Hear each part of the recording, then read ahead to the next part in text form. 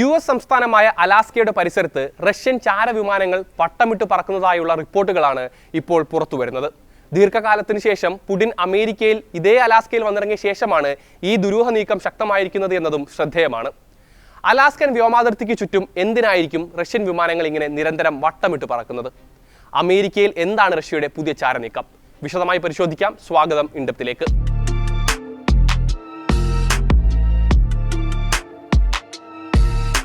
കഴിഞ്ഞ ഓഗസ്റ്റ് 15-നാണ് Russian president Vladimir Putin അമേരിക്കയിലെത്തുന്നത്.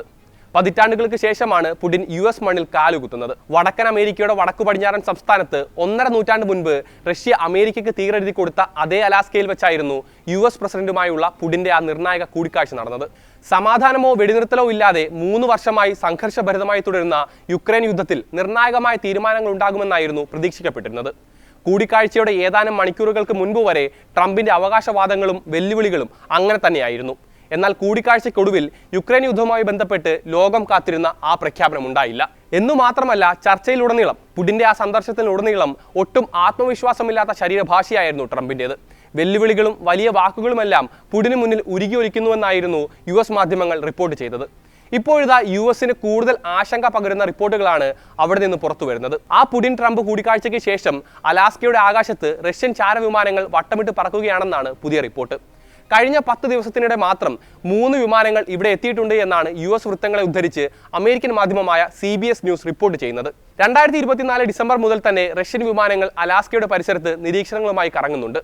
പുടിന്റെ സന്ദർശനത്തിന് പിന്നാലെ അത് ത്വരിതഗതിയിലായിരിക്കുകയും ചെയ്തിരിക്കുന്നു. തങ്ങളുടെ വ്യോമാതിർത്തിയിലേക്ക് കടക്കാനുള്ള നീക്കം പരാജയപ്പെടുത്തിയെന്ന് സൈന്യം അവകാശപ്പെടുമ്പോഴും റഷ്യയുടെ പുതിയ നീക്കം അമേരിക്കയെ ആശങ്കപ്പെടുത്തുന്നുണ്ട്. പസഫിക് തീരങ്ങളിൽ അമേരിക്കയുടെ മെയിൻലാൻഡിൽ നിന്ന് ഏറെ ദൂരം മാറി സ്ഥിതി ചെയ്യുന്ന അലാസ്കയിലും റഷ്യയുടെ ചാരക്കണ്ണുകളുണ്ട് എന്നാണ് USന്റെ ഉറക്കം കൊടുത്തുന്ന കാര്യം. അലാസ്കയുടെ ഭൂമിശാസ്ത്രവും ഭൗമരാഷ്ട്രീയവും അറിഞ്ഞാൽ റഷ്യൻ നീക്കത്തിന്റെ പ്രാധാന്യം കൂടുതൽ വ്യക്തമാകും.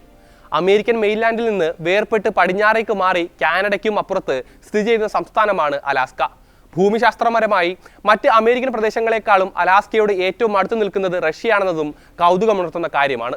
ഏറ്റവും അടുത്തുള്ള US സംസ്ഥാനമായ വാഷിംഗ്ടണിൽ നിന്ന് അലാസ്കയിലേക്ക് 2200-ലേറെ മൈൽ ദൂരമുണ്ട്.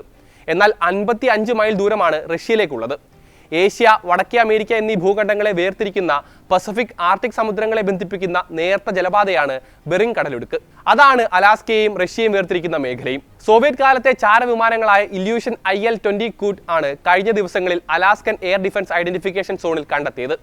North American aerospace defence command NORAD വാർത്താക്കുറിപ്പിലൂടെ ഇക്കാര്യം സ്ഥിരീകരിക്കുകയും ചെയ്തിട്ടുണ്ട്. ഞായറാഴ്ചയാണ് അവസാനമായി റഷ്യൻ വിമാനം ഇവിടെ എത്തിയത്. കഴിഞ്ഞ ബുധനാഴ്ചയും വ്യാഴാഴ്ചയും സമാനമായ നീക്കങ്ങളുണ്ടായി. 3 തവണയും US യുദ്ധവിമാനങ്ങൾ അയച്ച് റഷ്യൻ വിമാനങ്ങളെ മേഖലയിൽ നിന്നും തുരത്തിയതായും NORAD അവകാശപ്പെടുന്നുണ്ട്. US കാനഡ വ്യോമാതിർത്തികളോട് ചേർന്നുള്ള അന്താരാഷ്ട്ര വ്യോമ മേഖലയിലാണ് റഷ്യയുടെ ചാരവിമാനങ്ങൾ കറങ്ങുന്നത്. ഏത് വിദേശ രാജ്യങ്ങളുടെയും വിമാനങ്ങൾക്ക് ഈ മേഖലയിലേക്ക് പ്രവേശനമുണ്ട്. എന്നാൽ റഷ്യയുടെ ദുരൂഹ നീക്കങ്ങൾക്ക് പിന്നാലെ ദേശീയ സുരക്ഷ മുൻനിർത്തി കാനഡയും അമേരിക്കയും ഇവിടെ നിരീക്ഷണം ശക്തമാക്കിയിട്ടുണ്ട്.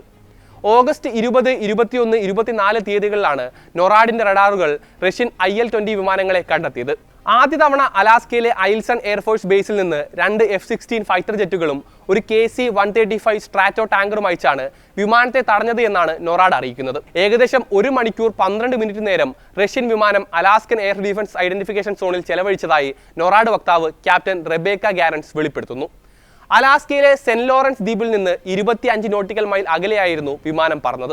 ഓഗസ്റ്റ് 21-ന് മറ്റൊരു IL-20 വിമാനം ഇതേ മേഖലയിൽ പ്രവേശിച്ചപ്പോൾ NORAD 2 F-16 ജെറ്റുകളും ഒരു KC-135 ടാങ്കറും ഒരു E-3 sentry airborne warning and control സിസ്റ്റവും ഉപയോഗിച്ച് രഹസ്യ നീക്കം തടഞ്ഞു. അന്ന് 2 മണിക്കൂറിലധികം നേരമാണ് വിമാനം മേഖലയിൽ തങ്ങിയത്.